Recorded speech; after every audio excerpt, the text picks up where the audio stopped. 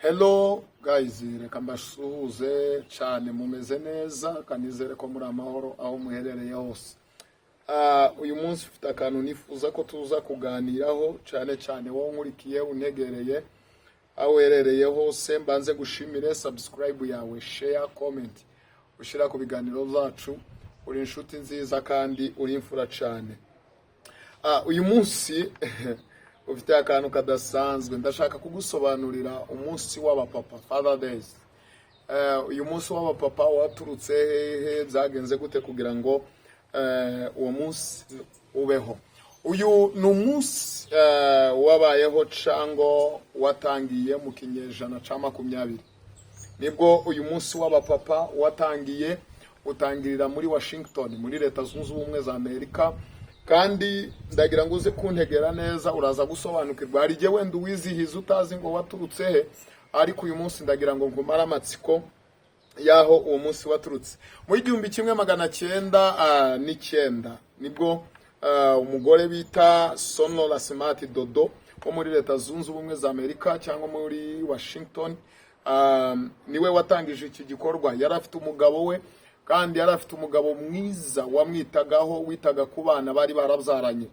Igitondo kimwe uyu mugore arangije ategura guha umugabo w'impano yo kumushimira, ndetse abwira n'abana be kugira ngo bategure impano zo gushimira umubyeyi wabo w'umupapa.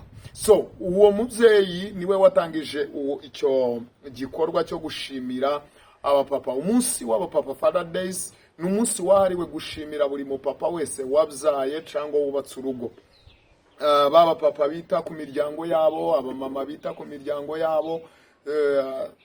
Abamama muranyumva neza, mukwiriye gushimira abapapa kuri uyu munsi. Cyane ni umunsi abana by'umwihariko bategura impano zo guha abapapa babo, abamama bategura impano zo guha abatware babo. Niwo munsi wabo kugira ngo bitabweho. Uyu mugore umugabo we yari umusirikare kandi yitwaga William Jackson.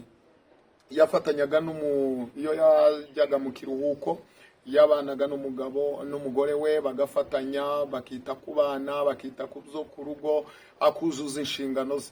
Murabe mubyumva papa, mutuzuza inshingano zanyu nk'abapapa. Uyu munsi ntimuze kwibara, namwe ngira ngo niba tuzabashira hehe, ariko I think kwa benshi uyu munsi mu wizihiza, kandi nizere ko mwita ku ngo zanyu uko bikwiriye. Kugira ngo nihute, uyu munsi w'abapapa, Father Days, ntabwo ari umunsi utangiye none nk'uko nabibabwiriye. Ni umunsi watangiye mu 1909 gukomeza kugera mu 1910 nibwo Father Day yizihijwe mu gihugu hose. Muri Leta Zunze Ubumwe za Amerika nibwo uwo munsi wizihijwe n'abantu bose. Muri 1972 Perezida Richard Nixon nibwo yashizeho iryo tegeko yuko buri muntu wese cyangwa buri muryango wese ukwiriye kwizihiza uyu munsi mu gihugu cyose. Kandi uyu ni umunsi udasanzwe uba buri cyumweru cya gatatu cy'ukwezi kwa Kamena.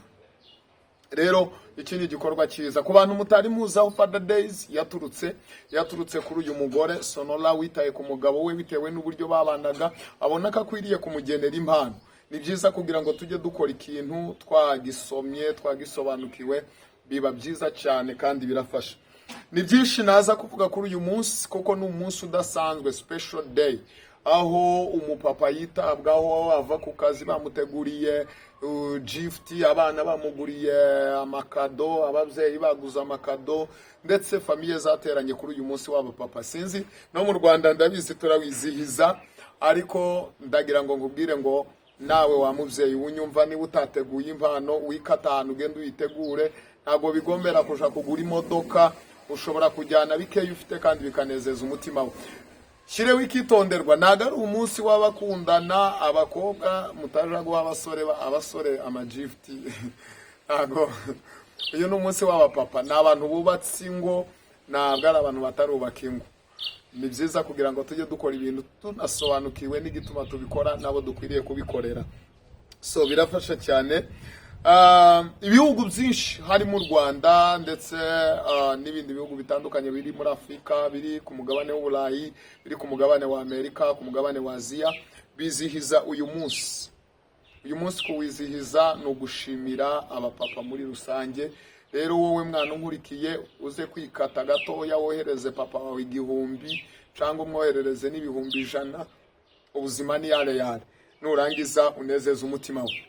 Reka mbashimire cyane mwebwe mwarimo nkurikiye, kandi mbabwire ngo abapapa mwese mudukurikiranye, bereye kuri papa wanje, mbabwire ngo umunsi mwiza w'abapapa, mugubwe neza, mwigurira agacupa, natwe turaboherereza, tubongerere, hama mugende munezerwe. Uyu munsi ni wanyu, turabakunda. Uyu munsi muwibuke, muwuzirikane, ni tariki 15 z'ukwezi kwa gatandatu. Uyu munsi mujye muwibuke, muwuzirikane, bizaba byiza kurushaho. Ngewe mwari mukurikiranye, amazina ni Evangelist Daniel Gitangaza. Ndabakunda cyane. I love you so much.